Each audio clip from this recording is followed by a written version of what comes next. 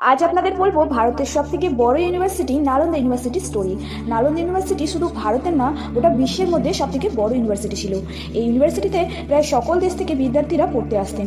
এই ইউনিভার্সিটিতে ছিল 10,000 স্টুডেন্ট, 2,000 টিচার, আর ছিল 90 মিলিয়ন বই। কিন্তু এই ইউনিভার্সিটিটি এত বড় হওয়া সত্ত্বেও কেন এটিকে ডিস্ট্রয় করে দেওয়া হয়েছিল? এমনটা জানা যায় 427 সালে গুপ্তা এম্পায়ারের রাজা কুমারগুপ্তার উদ্যোগে এই ইউনিভার্সিটিটি বানানো হয়েছিল। তখনকার সময় মোহাম্মদ বাখতিয়ার খিলজি নামে একজন মুসলিম কান্ট্রির রাজা ভারত দখলের উদ্দেশ্যে ভারতে এসেছিলেন। কিন্তু তিনি ভারতে এসে অনেকটা অসুস্থ হয়ে পড়েছিলেন। তখন তিনি এতটাই অসুস্থ ছিলেন যে কোনো হাকিমই মোহাম্মদ বাখতিয়ারকে সুস্থ করে তুলতে পারছিলেন না। তখন কয়েকজন পরামর্শ দিয়েছিলেন নালন্দা ইউনিভার্সিটিতে থাকা রাহুল সিং ভদ্র নামক এক বৈদ্যর কাছে চিকিৎসা নিতে। কিন্তু প্রথমে তিনি রাজি হননি, তবে পরে নিজের শরীরের অবনতি দেখে তিনি রাজি হয়েছিলেন। কিন্তু রাহুল সিং ভদ্রর কাছে তিনি একটি শর্ত রেখেছিলেন যে তিনি রাহুল সিং ভদ্রের হাত থেকে কোনো ওষুধ খাবেন না, ওষুধ না খেয়েই তাকে সুস্থ করে দিতে হবে। এতে রাহুল সিং ভদ্র রাজি হয়ে গেছে। এরপর রাহুল সিং ভদ্র মোহাম্মদ বাখতিয়ারকে একটি কোরআন পড়তে দিয়েছিলেন।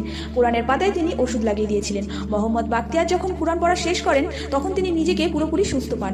সুস্থ হয়েও খুশি ছিলেন না, বরং তিনি অনুতাপে ভুগছিলেন, কারণ তার কাছে থাকা এত বড় বড় হাকিমও তাকে সুস্থ করে তুলতে পারল না, সেখানে কোনো এক ইউনিভার্সিটির বৈদ্য তাকে সুস্থ করে দিল। এই ভেবে তিনি রাহুল সিং ভদ্রের উপর আরো বেশি রেগে যান এবং তিনি যাতে অনুতাপে না ভোগেন সেই কারণেই তিনি নালন্দা বিশ্ববিদ্যালয়কে আগুনে পুড়িয়ে ছারখার করে দিয়েছিলেন। এই আগুন প্রায় 3 মাস অবধি জ্বলেছিল। তো এই ছিল নালন্দা ইউনিভার্সিটির স্টোরি। তো ভিডিওটি ভালো লাগলে অবশ্যই একটি লাইক এবং চ্যানেলটি সাবস্ক্রাইব করবেন।